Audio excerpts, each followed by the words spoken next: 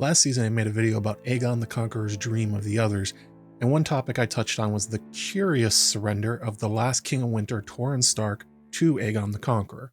In my video, I theorized that Aegon shared his dream of death coming from beyond the wall with Torrhen, and their shared purpose led the King of Winter to bending the knee. In response, I got a lot of comments saying that no, it just makes logical sense that Torrhen would surrender without the need for sharing of the prophecy. However, in this very first episode of Season 2 of House of the Dragon, the writers have given me in particular a bounty of information that goes a long way to confirming my suspicions about the words that passed between Aegon and Torrhen. The first clue is that we are told after bending the knee to Aegon, Torrhen begins an odd practice of giving 1 in 10 men from the Stark household, family members, men-at-arms, servants, etc., to the Night's Watch at the start of every winter. In the episode, we are shown this happening with men taking lots from a sack, with the unlucky Blackrock meaning you're going to be manning the wall quite shortly. A young Stark is shown being one of the household members joining the watch, and not super excited about the prospect either. Who would be?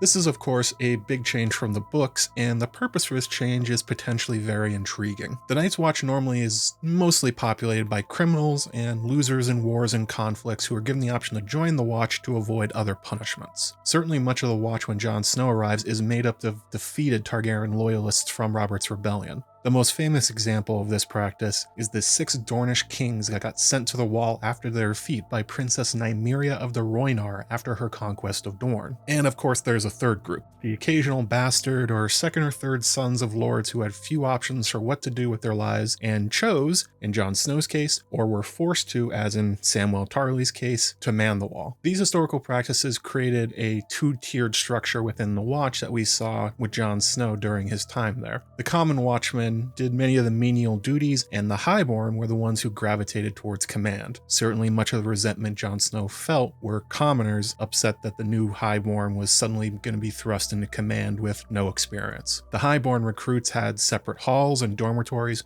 notably the Shield Hall, where highborn new recruits would hang their shields upon joining, swapping them permanently for the black of the Night's Watch. The key difference with Torrhen's new custom that we're just now learning about is that none of these people were forced to go ritually upon the changing of seasons, not even in the North, where they take the Watch far more seriously. The Starks traditionally would send excess family members and bastards to the wall a lot more commonly than almost any other family. However, nothing like what we're hearing about with Torrhen's new custom. Torrhen making this a tradition for the Stark household is especially curious because of the timing of it. Something like this you would expect to be a historical thing for the Starks, that they've been doing this for 5,000 years or some other implausibly silly amount of time. And yet they don't. Torrhen suddenly thinks the Night's Watch needs additional forced reinforcements from House Stark when winter falls. It's a bit weird. His meeting with Aegon is the obvious explanation for this policy. We've learned that Aegon believed from his dragon dreams that the apocalypse would come from beyond the wall, and then Torrhen Stark is worried the Night's Watch needs a lot more men when winter falls. It's not hard to connect these dots. Torrhen seemingly was convinced by Aegon that the others in an endless winter would be returning soon, and decided the Watch needed to be reinforced with quality, trustworthy soldiers and lords to lead them beyond the normal dungeon dreg that typically wear the black.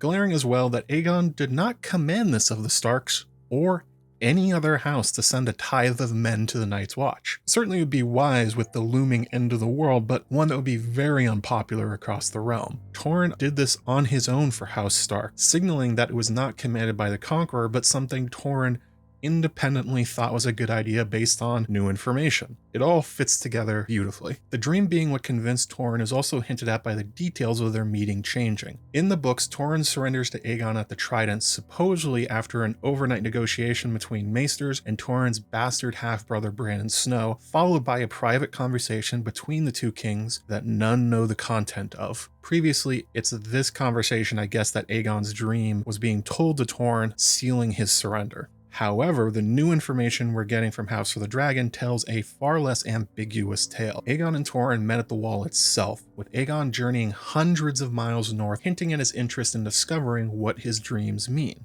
With their meeting at the Trident with Aegon's gigantic army in the ruin of Harrenhal nearby, you can find the easy logic that Torrhen just knew he was overmatched and didn't want to see himself and tens of thousands of Northerners die for no reason. Archmaester Gildane offers that explanation in Fire and Blood. From that day to this day, Torrhen Stark is remembered as the king who knelt, but no Northman left his burned bones beside the trident, and the swords Aegon collected from Lord Stark and his vassals were not twisted, nor melted, nor bent. As well as Jaime Lannister. Torrhen had brought his powers south after the fall of the two kings on the Field of Fire, but when he saw Aegon's dragon and the size of his host, he chose the path of wisdom and bent his frozen knees. The change to put their meeting at the Wall makes the topic of their discussion in Torrhen's decision to kneel far more clearly pointing at the supernatural and duty to humanity as his reason for doing so. Aegon may have only realized what his dream means exactly while at the Wall, and then convinced Torrhen of the coming darkness, and that Aegon needed the Starks and the Watch in place and fully armed to fight their ancient enemy, reinforced with his 3 dragons and the United 7 Kingdoms. These lines from Jason Cregan could also be an echo of exactly what was said between the kings. And then compare that to what Viserys told Rhaenyra about the prophecy upon her being named heir. And finally combine that with this exchange between Jace and Cregan. These conversations are dead ringers for answering the question the show just posed using the knowledge of Aegon's dream to fill in the blanks. Another point in favor of this is that we know that Torrhen's decision was immensely unpopular within the North. His own sons talked of rebellion, many of his vassals lost respect for the King of Winter for not leading a doomed charge against the dragons. It's not like Torrhen was a lone reed, hell-bent on dying in fire who was talked out of it by cooler heads. The Northerners were adamant to fight and die against Aegon if they had to. Torrhen went against his own vassals, family, countrymen, and culture to kneel to Aegon, and that's a decision he could not have made lightly. As Jace alludes to, he risked not only his crown, but his life and his family's historical hold on the North to surrender as he did. Clearly, Torrhen had a purpose for doing something that many Southerners consider wise, as we see from Gildane and Jaime, but Northerners consider a black mark on their history and an act of cowardice. We also got some more new backstory to back this up and demonstrate evidence of how Aegon's dream was being taken seriously by his descendants. While on top of the Wall, Cregan comments that King Jaehaerys and Queen Alysanne stood in the exact spot the 2 boy lords were, and the monarchs looked out across the far north and then critically watched both of their dragons refuse to fly past the Wall. This odd event is never explained in book or show and is the only time Silverwing and Vermithor refuse their riders' commands. Alysanne records that it deeply troubled her. It's been theorized that the Wall itself acts as a magical barrier, resisting or hurting magical beings like the White Walkers and the dragons who try to pass through it. In this instance, it demonstrates for certain to the monarchs that the Wall is special and immensely powerful to make their dragons refuse to cross when they can make entire continents run in fear at the sound of their wings. And also, critically, as Cregan alludes to, it was built for a grand magical purpose, to hold back death. This is also a change from the books, and a fascinating one.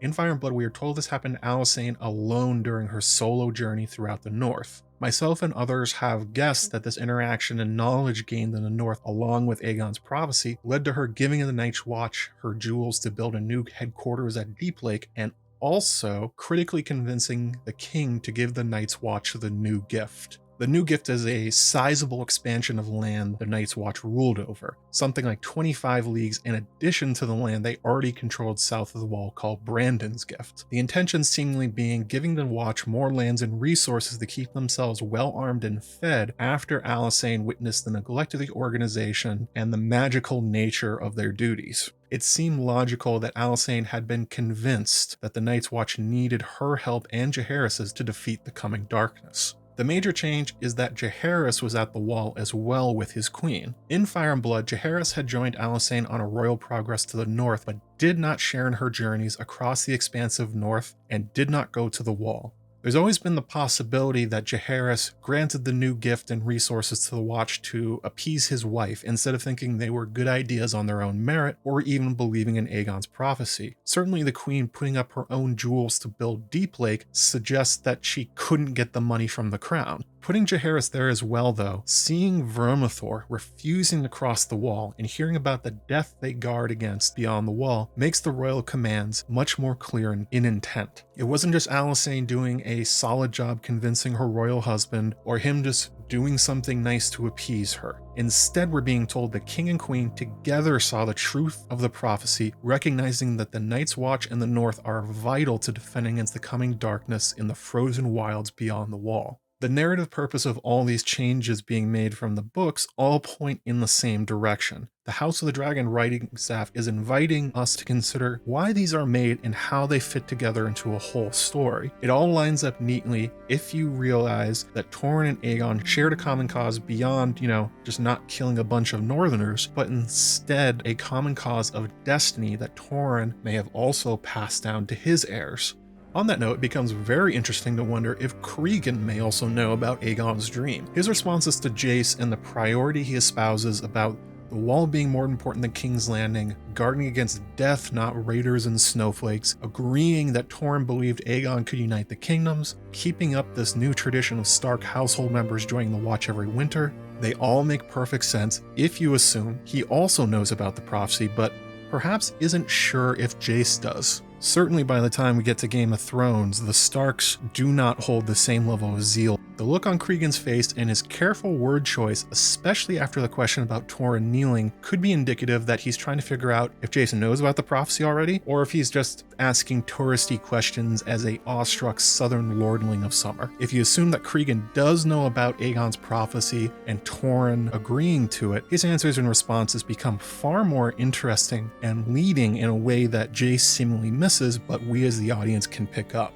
Although this could just be confusion on Cregan's part about the tact Jace is taking to convince him to commit to Rhaenyra's cause. The Starks and Northern culture generally sit at odds with Southern diplomacy, and he may not be used to the courtly manners of someone like Jace. And that leads us into another major revelation I'll be watching out for in the coming episodes on a similar topic. Has Rhaenyra already told the heir to the Iron Throne about the prophecy? Certainly Viserys told her upon officially being named heir, and later Rhaenyra felt the rage Daemon felt in being excluded from that knowledge by his brother. Makes the case that she would want to tell Jace early. However, Rhaenyra is very protective of her children and seeks to protect them from the outside world as much as she can. It's possible that Rhaenyra has not told Jace to avoid burdening him with knowledge, and to give him the opportunity to have a normal princely life before it becomes weighed down with the force of fate of humanity, like it did on her father, and of course herself. Looking at Jace, he has demonstrated that he takes his studies and duties as heir very seriously. Notably, during his High Valyrian lessons, he refused to quit when he was having problems, and he's also the one that suggested the plan that he and Luke fly off to be envoys to represent Rhaenyra, showing that he's diligent, brave, a character who likes taking action. These are not the actions of someone who is interested in shirking duties and bullshitting his way through life as a royal like